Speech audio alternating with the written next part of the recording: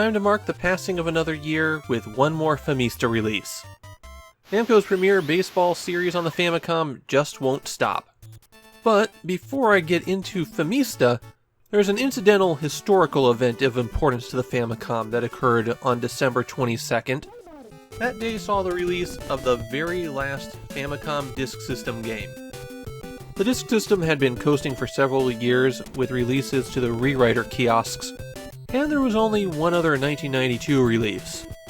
Nintendo's symbiotic platform with the Famicom was now dead. But I'll get deeper into that in the year of FDS. Let's get back to everyone's favorite topic, baseball. This is actually the third Famista game after the release of Famista 92.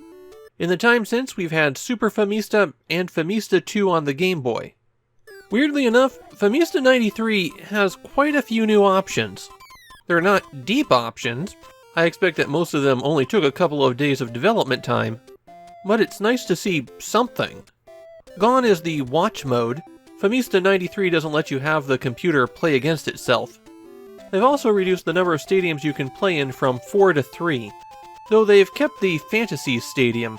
This time it's a domed stadium with a shrine theme. What have they added for Famista 93? Well, instead of a regular stat viewer where you have a roster that you scroll through, the game displays players as baseball cards. Okay, they have a very limited number of poses, but it's still a distinctive way to show them off. You can look at them by team, or you can compare them by stats. There's also a quiz mode where it'll ask you questions about players, and you can play that against the computer or another person. Finally, they added a lot of options to make the game easier for people. You can reduce the number of innings that you play, or most importantly, you can change how much control you have over the fielding. If you have total control over the fielding, just like you did in the early Famista games, then it's still miserable to play with all of the flaws that fielding had in those old baseball games. You can't know with confidence where a pop fly is going, you have to steer players that are off-screen after things, and it requires a precision that you really just can't do.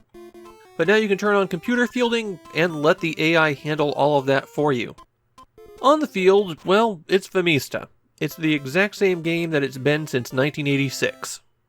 Pitching is controlled by pressing in directions and hitting the A button. You swing the bat with the A button. If you have the ball on the field, you throw it to a base by pushing in that direction and hitting A, or you can run there by pushing in that direction and hitting B.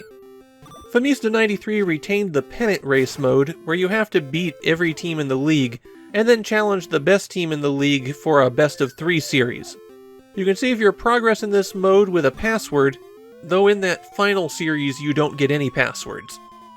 Famista 93 is not remembered as one of the better entries in the Famista series.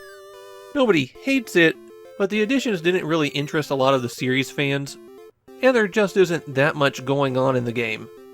My take, well, obviously I'm not a fan of the baseball games. They're not for me.